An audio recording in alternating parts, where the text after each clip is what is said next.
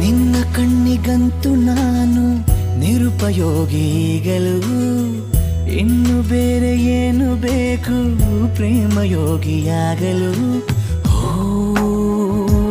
ಅರಳುವ ಸದ್ದನು